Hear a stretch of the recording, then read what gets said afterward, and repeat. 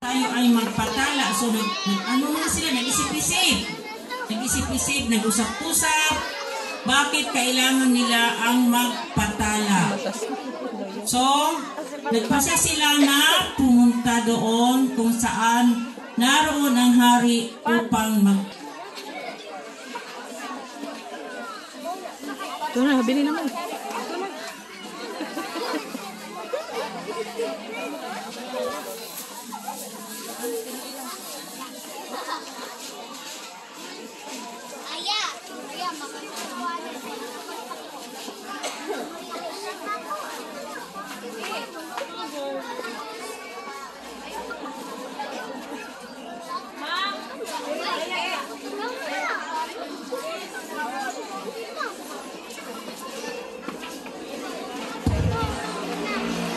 Pagkatapos noon ay umuwi na sila sa kanilang mga bahay.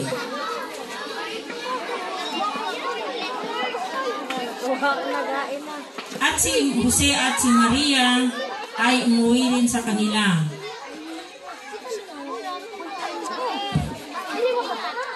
Samantalang si Maria ay abala sa pananangin, biglang lumitaw ang isang anghel.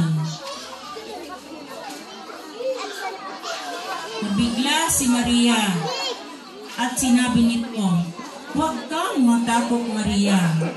Ikaw ay pinagpala sa mga babae at pinagpala rin ang dinadala mo sa iyong sinapupunan." Bagamat nabigla, si Maria ay sumang-ayon sa sinabi ng anghel. Pagkatapos noon, lumisan ang anghel.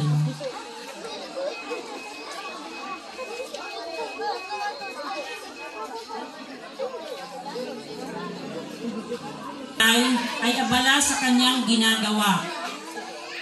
Nang walang ano-ano'y,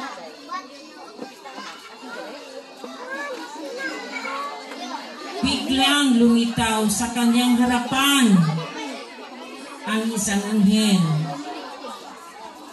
Pero bago dumating yung isang anghel, nagpag-isip-isip ni Jose, bakit kaya si Maria ay nagdadalang tao na hindi pa naman kami kasal? At dahil doon, nakita niya ang isang anghel. Jose, anak ni David, huwag kang matakot na tuluyang di pakasalan si Maria sapagkat siya ay naglihi sa pamamagitan ng Espiritu Santo. Manganganak siya ng isang lalaki at pangangalan mong Hesus sapagkat siya ay magliligtas sa kanyang bayan.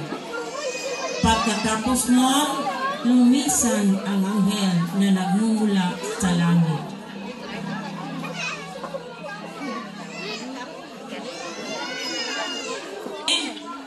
Na ayaw ng Haring Herodes na magkaroon ng batang lalaki, nag-usap sila ni Maria na lilisanin nila ang lugar na yun.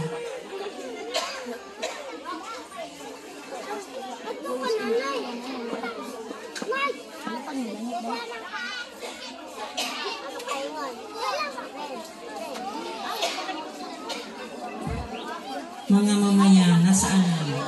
Okay. Batang lalaki isisilang.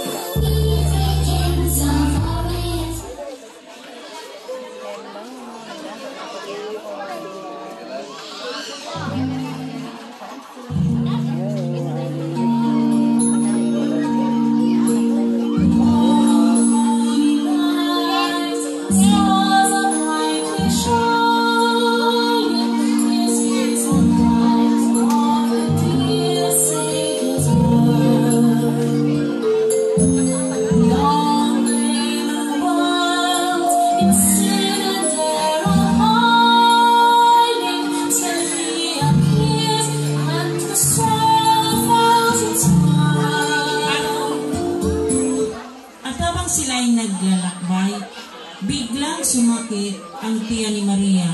Kaya pumunta sila sa unang bahay na nakita nila. At sila ay nakiusap na kung pwede ay samantala silang manuluyan. Subalit, tinuro sila sa isang bahay. At ganun din ang sinabi ng mga tao doon. Wala raw silang bakante. Kaya tinuro sila sa pangatlong bahay. Pagdating nila sa pangatlong bahay, sinabi sa kanila na puno na ang kanilang lugar. Ang kanilang bahay. Kaya itinuro sila sa sabsaban sa likod ng kanilang bahay kasama ang mga hayop doon. Pagdating nila doon, inayos ni Jose ang lugar kung saan magpapahinga sa Maria. At pagsapit ng hating gabi, nanganak si Maria ng isang batang lalaki. Dahil sa nangyaring yon, biglang lumitaw ang hukbo ng mga anghel at masayang nag-aawitan.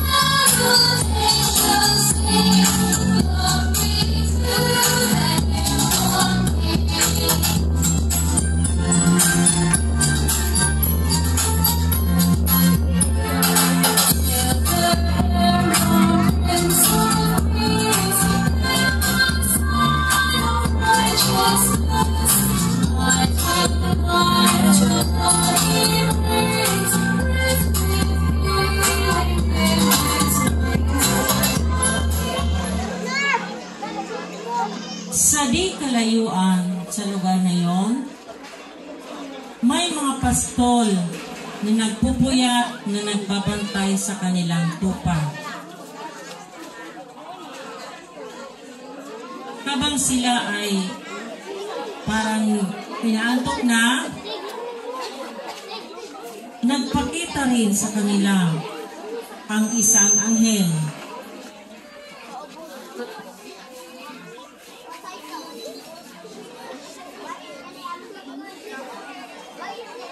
At biglang lumiwanag ang kanilang lugar.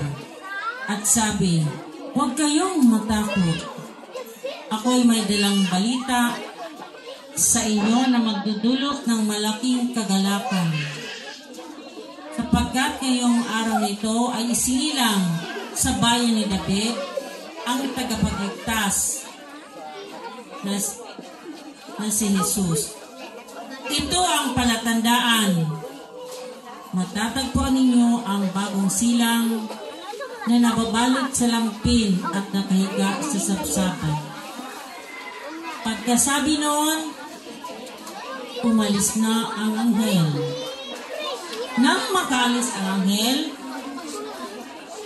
Nag-usap-usap ang mga pastol at nagkasundo sila na puntahan ang lugar kung saan naroon ang bagong silang. Kaya nagpasisilang maglakbay kasama ang mga tupa. Isa lang ang sinama nila.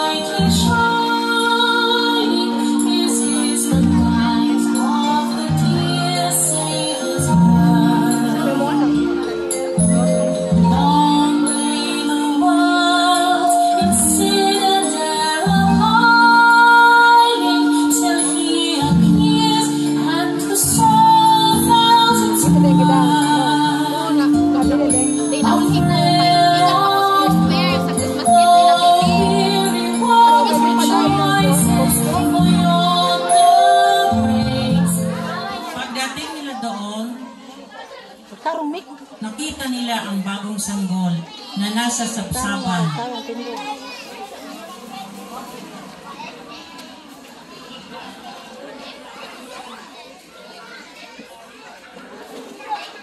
Sa malayong kaharian, nagtagpo ang tatlong hari at nalaman nila ang tungkol sa bagong silang na sanggol.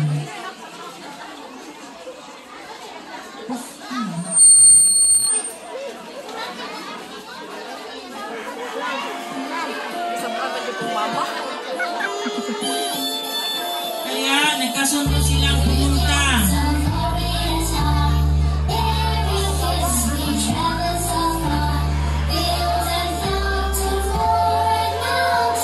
Dala ang kanilang mga regalo.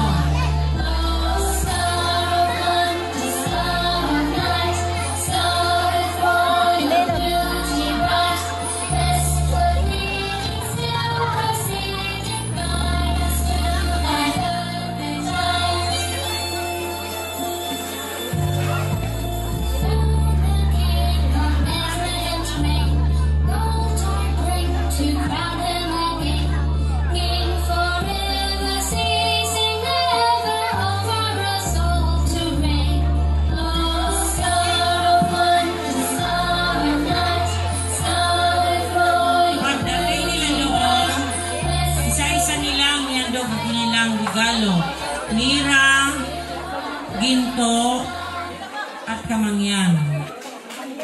At dahil sa pagdating ng tatlong hari, biglang nagpakita uli ang hukbo ng mga anghel.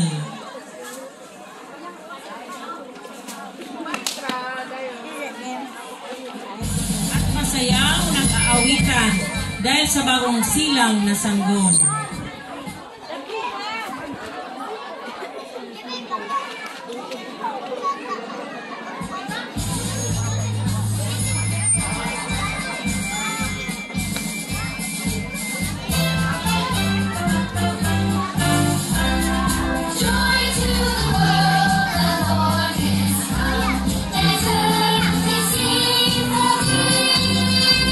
Let every heart return.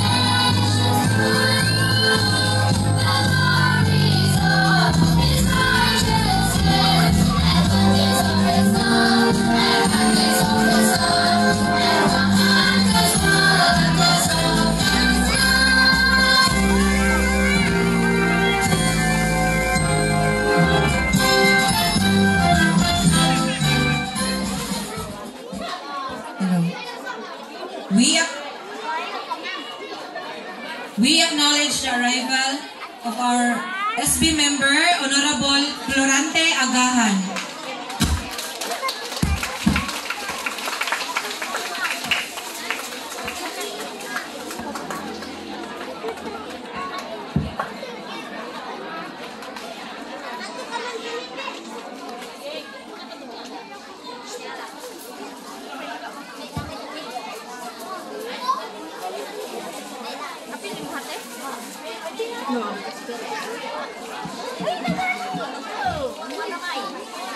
At dahil doon, nabuo ang kwento kung paano isinilang si Jesus.